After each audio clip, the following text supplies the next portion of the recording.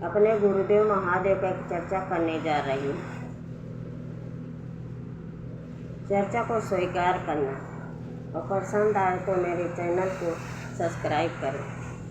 गुरु बहिना, एगो लड़की थी। बचपन में उसके माँ बाप दोनों मर गए थे, तो भाई भौजाई थे, तो दोनों पाले पोसे शादी ब्याह किए। तो गुरु बहिना, वो लड़की महादेव के चर्चा में जाती थी। कहीं भी गुरुदेव महादेव का अपना चर्चा होता था, भजन होता था, गुरु बहिना वो जाती थी बराबर। वो महादेव से, अपने गुरुदेव से कहती थी, हे गुरुदेव महादेव, बचपन में तो हमें माँ बाप का प्यार नहीं मिला, और मेरी शादी जहाँ हो, ससुराल में हो, मेरे सास ससुर मिले, क्योंकि मैं अपने दिल का बात उनसे ज़रूर कहूँगी। तो कुछ दिन के बाद धीरे धीरे लड़की बड़ी हुई गुरु बहिना, उसका शादी हुआ। और जहाँ शादी हुआ गुरु बहिना, तो अब लड़का के भी माँ बाप नहीं थे गुरु बहिना। वो लड़की जब ससुराल में गई तो उसको अकेलापन लगा, अच्छा ना लगे। तो कुछ दिन धीरे धीरे बीता तो अपने पति से कहने लगी कि हम दोनों मियाँ बीवी रहते हैं, पति जी आप कमाने जाओ, 2 पैसा घर में भेजोगे तो मैं अपना घर गृहस्थी अपन संभाल लूँगी। उसका पति बोला चलो ठीक है, अच्छी बात है। उसका पति गुरु बहिना कमाने चल गया। जब कमाने चला गया तो काम धंधा वहाँ से किया। तो जब काम धंधा वहाँ से किया, कुछ पैसा कौड़ी मिला, तो 10,000 रुपया वो महीना को भेजा। तो जब भेजा लड़की के खाता में आया, वो निकलवाई पैसा जब निकलवाई तो मन में सोची कि मेरे पास सास नहीं है, मैं अपना दिल का बात किससे कहूँ। तो गुरु बहिना वो का करी, बड़े के घर गई, कही ये बड़े भैया मेरे को एक काठ का सास बना दो। बड़े बोला कि भैया इसमें पैसा ज़्यादा खर्चा होगा। तो बोला कि कोई बात नहीं भैया, मेरे को बना का आप दे दो। तो बढ़ई अब क्या किए, काठे का सास बना के उसको दे दिए। वो ले आई, घर में रख दी। उसका आदमी कमाने चला गया था।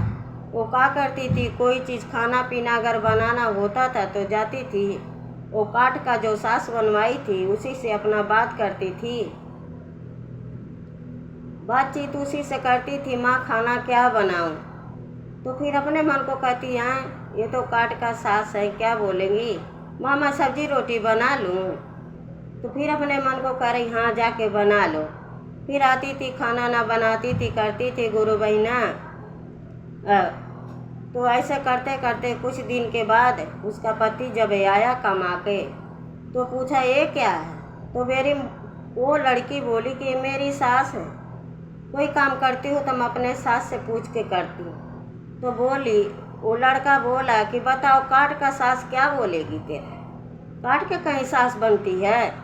तो लड़का क्या किया, उठा के फेंक दिया। तो काठ का जो सास वो बनवाई थी गुरु बहिना, उसका पैर टूट गया। जब टूट गया तो लड़की बोली कि अपने पति से कि काठ के सासू को हमारे पैर तोड़ी दियाला पति, हम यही बिना कैसे रहब, कैसे बतियाई बहेर, हम अब दिलवा के बतिया कैसे बतियाई बहुराम। तो उसका आदमी क्या किया, जो काठ का उसका सास था वो ले गया शमशान में फेंक आया। जब शमशान में वो फेंक आया, वो बहुत गरीब थी गुरु बहिना। वो लड़की जब वहाँ गई तो गरीब खानदान के थी, फिर गरीबी में उसका जीवन पलने लगा। तो बोली कि चलो कोई बात नहीं, मेरे सास को तो शमशान में फेंक आए मेरे पति, मैं जा रही हूँ, अब उनको जलाऊंगी, उनका क्रियाकर्म करूँगी।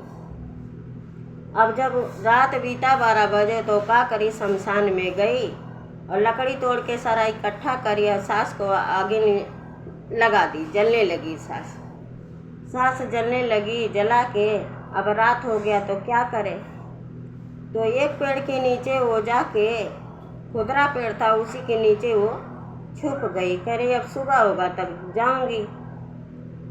तो रात में सारे चोर आए बैठे शमशान में। तो शमशान में जब बैठे तो सारा जो गहना गुड़िया पैसा कौड़ी था सब आपसे में बंटवारा कर रहे थे। तो कुछ देर के बाद वो रोने लगी।